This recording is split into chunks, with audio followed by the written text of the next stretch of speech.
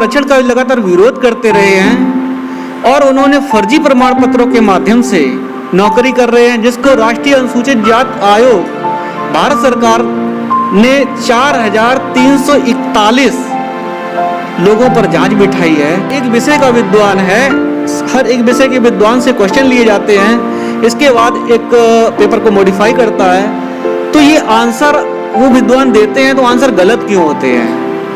Answer की गलत है जिसकी वजह से मामला कोर्ट पहुंचा है, तो उन विद्वानों को ही पनिशमेंट किया जाए जो गलत आंसर की दे रहे हैं, या मॉडिफाइड है जो मॉडिफाई कर रहे हो वो गलत आंसर की दे रहे हैं। कि सरकार जानबूझकर दलितों को, एससी और ओबीसी को जानबूझकर, सरकार की मंशा ये नहीं है कि कोई भी भर्ती हो, अभी तक कोई भर्ती हुई भी नहीं। इस सरकार की मंशा ये है कि अगर भर्ती नहीं होगी, ये लटक जाएगी, तो जो है इन लोगों को लाभ मिले। और जो एससी और बीसी और जो 15 और 85 की व्यवस्था है, तो चूंकि 15 को ये अक्सर लाभ पहुंचाते हैं और इन्होंने अभी तक जो लाभ पहुंचाया है वो 15 को ही लाभ पहुंचाया है, 85 बिल्कुल घुट घुट के मर रहा है। नमस्कार, आपके साथ मैं विनय हूँ और आप देख रहे हैं VR1 न्यूज़। 69,000 शिक्षक भर्ती उत्तर प्रदेश की अधर में लटकी हुई है और लगातार जब से ये भर्ती ओपन हुई है, जब से इसकी कार्यप्रणाली शुरू हुई है, तब से ये विवादों में अटकी हुई है। अभी लगातार सोशल मीडिया पे, इंटरनेट पे एक वॉर छिड़ा हुआ है, हम कह सकते हैं ट्विटर वॉर कह सकते हैं।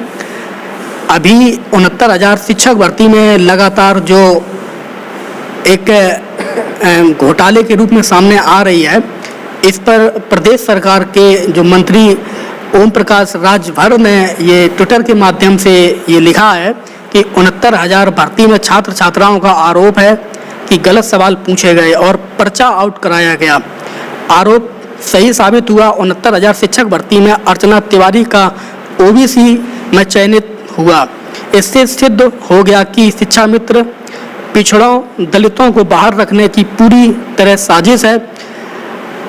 इन्होंने एक सर्टिफिकेट भी अपने ट्वीट में लगाया है और उस सर्टिफिकेट में आप देख रहे हैं जिसमें ये स्पष्ट रूप से ये दिया गया है कि एक अभ्यर्थी है जिसका नाम अर्चना तिवारी है और जो वर्ग दिया गया है ओबीसी। आखिर किस आधार पे ये इनका चयन किया गया है और इनको ओबीसी की कैटेगरी में जनरल वर्ग के अभ्यर्थी को उस कोटे में पहुंचा दिया गया है। इसके अलावा सोशल मीडिया पे, इंटरनेट पे, ट्विटर पे और भी जो तस्वीरें प्रचलित की गई हैं, उत्तम भारती हैं ट्विटर पर, इन्होंने भी एक तस्वीर शेयर की है और उसमें ये लिखा है कि विजय कुमार गुप्ता एसटी हो गए हैं। विजय कुमार जो गुप्ता हैं वो भी जनरल वर्ग से ही आते हैं और इनको एसटी में शामिल कर दिया गया है और एसटी का इनको लाभ पहुंचाया गया है। प्रवेश परीक्षा हुई है तब से लेके अभी तक लगातार ये भर्ती विवादों में घिरी हुई है और इससे पूर्व भी जो न्यूज़ एजेंसियां हैं, प्रिंट मीडिया की लगातार इस तरीके की खबरों को प्रकाशित करती रही हैं जिसमें शिक्षक भर्ती फर्जीवाड़े में 8 दबोचे गए। ये हिंदुस्तान की एक खबर है जिसको हिंदुस्तान ने इसको अपने न्यूज़पेपर में जगह दी है। इसके अलावा इसमें कुछ अभ्यर्थियों पर भी शिकंजा कसा गया था और कुछ अभ्यर्थी भी इसमें अरेस्ट किए गए थे। दूसरी जो खबर है आप सुन रहे हैं, शिक्षक भर्ती परीक्षा पास कराने वालों का भंडाफोड़, 7 दबोचे गए। सोबरन पुलिस ने की गिरफ्तारी, 7.5 लाख रुपए भी बरामद किए। इसके अलावा 5 से 7 लाख रुपए में लिया गया था पास कराने का ठेका। व्यापम घोटाले में आया था डॉक्टर पटेल का नाम। इस तरीके से ये जो आप देख रहे हैं लगातार पेपरों में भी ये जो खबर है सुर्खियों में बनी रही है। दूसरी जो निर्वाल टाइम्स करके एक खबर है उसमें भी इस तरीके की ये प्रकाशित हुई थी कि शिक्षक भर्ती में पिछड़ी जातियों के साथ किया जा रहा अन्याय। इसके साथ लगातार जो सोशल मीडिया पे ट्विटर के माध्यम से जहाँ पे भी अभ्यर्थियों को अपनी बात को कहने का मौका मिल रहा है वो अपनी बात कह रहे हैं। ओम प्रकाश राजभर ने आगे भी लिखा है कि इसमें जानबूझकर गड़बड़ियाँ की गई क्योंकि सरकार ये भर्ती कराना ही नहीं चाहती। सरकार पूरे प्रकरण व उच्च स्तरीय जाँच कराए ताकि दोषियों को कड़ी सजा मिल सके। अजीत पटेल भी ट्विटर पे ये लिखते हैं कि सरकार की गलत नीतियों का शिकार ओबीसी। इस पूरे प्रकरण पे बात करने के लिए हमारे साथ में प्रोफेसर योगेश हैं और सामाजिक जो कार्यकर्ता हमारे साथ में संतोष कुमार जी हैं। तो इनसे अभी हम बात करेंगे और इनसे हम जानेंगे सर पूरी घटना को आप कैसे देखते हैं। को मेरा नमस्कार। इस समय जो 69,000 सहायक अध्यापक भर्ती चल रही है वो पूर्ण रूप से साजिश के तहत कहीं ना कहीं अनुसूचित जात, अनुसूचित जनजाति और अन्य पिछड़ा वर्ग के हितों के विरोध में भर्ती हो रही है। जैसे आपने देखा कि जो सोशल मीडिया के माध्यम से वायरल हो रहा है कि अर्चना तिवारी ओबीसी कैटेगरी में उन्होंने फॉर्म डाला, ओबीसी कैटेगरी में सिलेक्टेड हो रही, जो कि ब्राह्मण वर्ग से आती हैं। अन्य पिछड़ा वर्ग के जो आरक्षित सीट है, आरक्षण का विरोध करते हुए और आरक्षित सीट पे ये चयन हो रहे हैं। दूसरा एक राहुल उपाध्याय हैं, वो भी ओबीसी में सेलेक्ट हो रहे हैं। एक विजय कुमार गुप्ता हैं, वो एसटी मतलब अनुसूचित जनजाति में सेलेक्ट हो रहे हैं। ऐसे ही जो आरक्षण का लगातार विरोध करते रहे हैं और उन्होंने फर्जी प्रमाण पत्रों के माध्यम से नौकरी कर रहे हैं, जिसको राष्ट्रीय अनुसूचित जात आयोग भारत सरकार ने 4,341 लोगों पर जांच बिठाई है और जांच अभी भी जारी है। तो हमारा कहने का ये मतलब है कि सरकार कहीं ना कहीं भर्ती को फंसाना चाहती है, क्योंकि सरकार के पास अच्छे विद्वान हैं जिनसे उन्होंने पेपर सेट कराया, फिर वो आंसर की गलत कैसे हुई। हर एक विषय का विद्वान है, हर एक विषय के विद्वान से क्वेश्चन लिए जाते हैं, इसके बाद एक पेपर को मॉडिफाई करता है, तो ये आंसर वो विद्वान देते हैं, तो आंसर गलत क्यों होते हैं।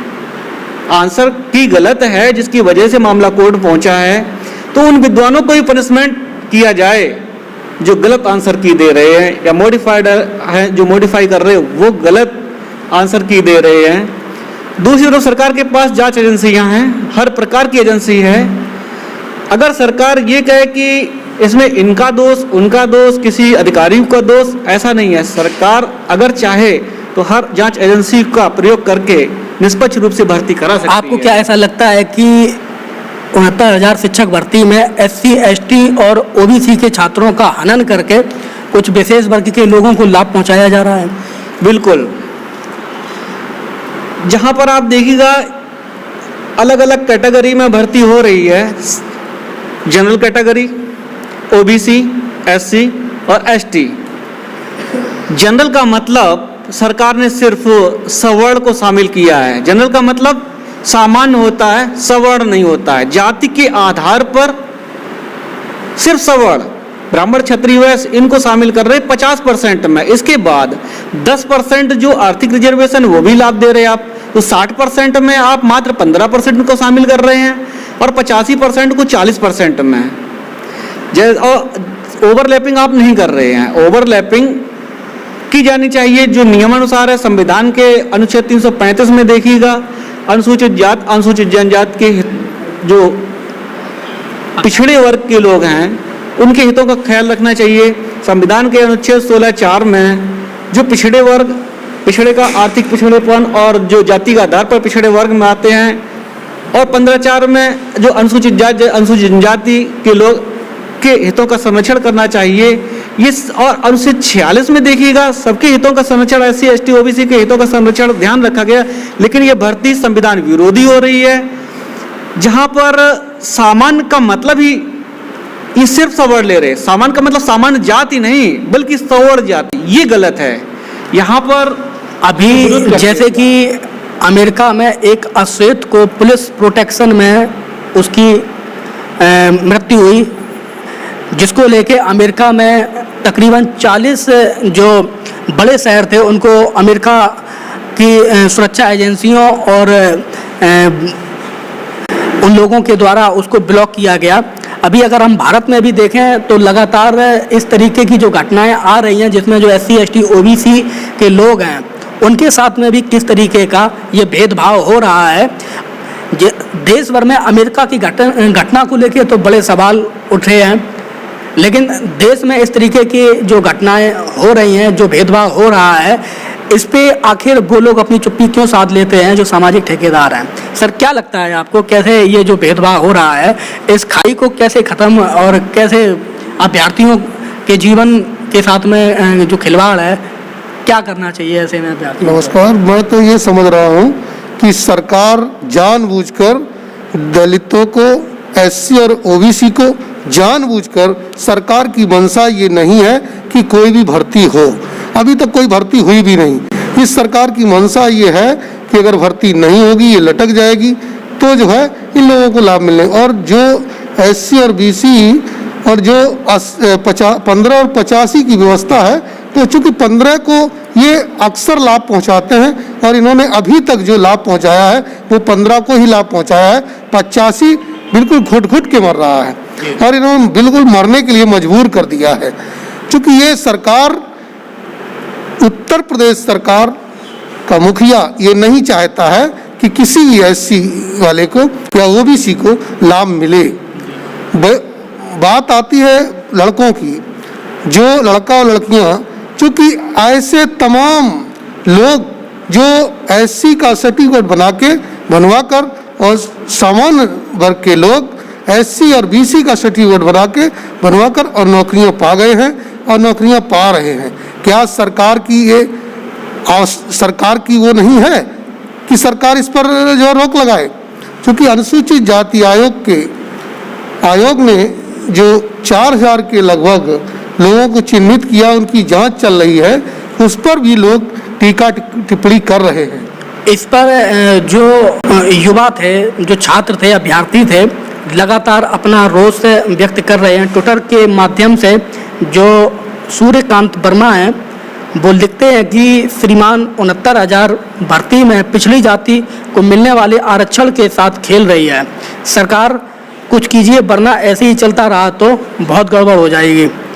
ओम प्रकाश राजभर हैं, वो भी लिखते हैं कि इससे पता चलता है कि सरकार OBC छात्रों और छात्राओं के प्रति कितना निर्दयी है। इस तरीके से जो सोशल मीडिया पे लगातार इस तरीके की लोग प्रतिक्रिया दे रहे हैं, आपको क्या लगता है कि आने वाले समय में ये जो रिजल्ट हो और ये भर्ती है, आखिर अगर ऐसे हालात बने रहे तो क्या सरकार को कदम उठाने पड़ सकते हैं? देखिएगा, सरकार सबकी सरकार है। प्रदेश सरकार प्रदेश में निवास करने वाले सबकी सरकार है और सभी लोग सरकार से उम्मीद करते हैं कि सरकार सबके हितों का संरक्षण करे और जो भर्ती कर रहे हैं उसमें जो गड़बड़ियां हुई हैं, जो भी भ्रष्ट अधिकारी हैं, कर्मचारी हैं, उनको पनिशमेंट करे और सबके हितों को ध्यान में रखते हुए, संवैधानिक दायरे को ध्यान में रखते हुए भर्ती करनी चाहिए। यह मेरी सरकार से गुजारिश है। सरकार जानबूझकर यह काम कर रही है, ये कहेंगे, क्योंकि जो उच्चतर शिक्षा सेवा आयोग में विज्ञापन संख्या 47 हुआ है, उसमें हिंदी विषय में एक निश्चित गाइड से लगभग 70% क्वेश्चन रख दिए गए। कैंडिडेट आरोप लगाते हैं, लेकिन अंधी और बहरी सरकार सुन नहीं रही है। ऐसा लगता है कि सरकार ने ही जानबूझकर ऐसा काम किया होगा। अगर सरकार ने जानबूझकर ऐसा काम नहीं किया है तो वो पेपर सेटर को उन्हें तुरंत अरेस्ट करना चाहिए कि तुमने ऐसी गलती क्यों की, अपनी जिम्मेदारी का सही प्रकार से निर्वहन क्यों नहीं किया है, और वो भर्ती निष्पक्ष रूप से कर देनी चाहिए। लेकिन नहीं, सरकार उलझाने का काम करती है, जबकि सारी एजेंसियां सरकार के पास हैं। सरकार कहती है, इनका नारा है सबका साथ और सबका विकास, लेकिन हमें ऐसा लगता है सबका मतलब सवर्ण है, सबका मतलब हमें इनका सवर्ण लगता है। क्योंकि एक टीचर हैं, उनका नाम है एक शुक्ला है कोई, और वो लगभग 25 विद्यालयों में तैनात हैं। अब बताइएगा, एक महिला शिक्षक, हाँ, एक महिला 25 विद्यालयों में कैसे जॉब कर रही है? शुक्ला करके, हाँ, ये 25 विद्यालयों में, मतलब है सरकार कहीं ना कहीं इनके लोग ऐसे गलत कामों में लिप्त हैं। जहाँ सरकार कह रही थी सबका साथ सबका विकास, यहाँ तो सब वही सिर्फ सवर्ण आ रहे हैं, बाकी सबका अहित कर रहे हैं। आपने अब तक SC/ST की सीटें नहीं भरी, लेकिन जैसे ही आपने संविधान विरोध, जब पहले आप कहते थे कि आरक्षण 50% से अधिक नहीं होगा, लेकिन वह 60% हो रहा है। दूसरी तरफ आपने SC/ST OBC के कोटे पूरे नहीं कर पाए, ठीक है। इसके बाद फिर आप देख रहे हैं कि जो सवर्ण लोग हैं SC/ST OBC में भर रहे, इसका मतलब क्या है? ये गलत संदेश जा रहा है और सरकार की छवि क्लियर हो रही है कि वो क्या करना चाह रही है। तो इस समय जो प्रदेश में हालात बने हुए हैं, विश्व भर में कोरोना महामारी चल रही है, और अगर आप देश में देखेंगे इस तरीके के हालात हैं।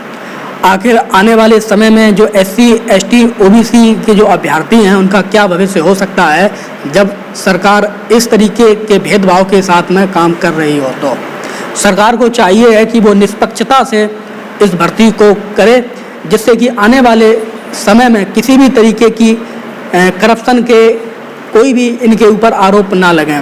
अगर किसी भी तरीके की कहीं कोई खामियां पाई जाती है तो सरकार की ये जिम्मेदारी बनती है कि उच्च स्तरीय जांच को बिठाकर इसकी निष्पक्ष जांच कराए। अगर आप हमारी खबर को फेसबुक पे देख रहे हैं तो हमारे पेज को लाइक करें, और यूट्यूब पे देख रहे हैं तो चैनल को सब्सक्राइब करें। हमसे जुड़ने के लिए और हमारी खबरों से जुड़ने के लिए VR1 न्यूज़ पर विजिट करते रहिए। धन्यवाद। एक चीज़ और हमें बतानी है इसमें, एक तरफ तो ये सीटें ख़त्म कर रहे हैं, ठीक है। जैसे शाहजहाँपुर डाइट का अगर डिटेल देखा जाए तो शाहजहाँपुर डाइट ने 152 OBC की सीटें और 16 SC की सीटों को अनरिजर्व घोषित कर दिया है। ये एक नया षड्यंत्र है। क्या SC के लोग नहीं रहे, OBC के लोग नहीं रहे, ST के लोग नहीं हैं? जो आप अनरिजर्व घोषित कर रहे हैं, ये पहले से निर्धारित सीटें हैं। जैसे जैसे जनसंख्या बढ़ी है तो लोग बढ़े हैं, योग्य व्यक्ति बढ़े हैं, और आप वो सीटें ही खत्म कर रहे हैं। इसका मतलब क्या है? इसका मतलब सीधा सीधा जा रहा है, सरकार जानबूझकर भर्तियों को इसलिए फंसा रही है कि सरकार को नए अभ्यर्थियों को पैसा ना देना पड़े। वो पैसा अपने कहीं ना कहीं चुनाव इत्यादि प्रचार में खर्च कर लेते हैं, और ये भर्तियां तब तक फंसाएंगे जब तक चुनाव नहीं है। जब चुनाव इनका नजदीक आ जाएगा, इनको आप क्लियर कराने लगते हैं। ये षड्यंत्र के तहत ये काम हो रहा है। कहीं ना कहीं सरकार के ऊपर बड़े आरोप लग रहे हैं, और सरकार को चाहिए कि निष्पक्षता से इस भर्ती को कराए, जिससे कि आने वाले भविष्य में इनके ऊपर किसी भी तरीके के कोई घोटाले के आरोप ना लगें। हमारे दोनों मेहमानों का बहुत बहुत धन्यवाद कि आज आप हमारे साथ में जुड़े। धन्यवाद।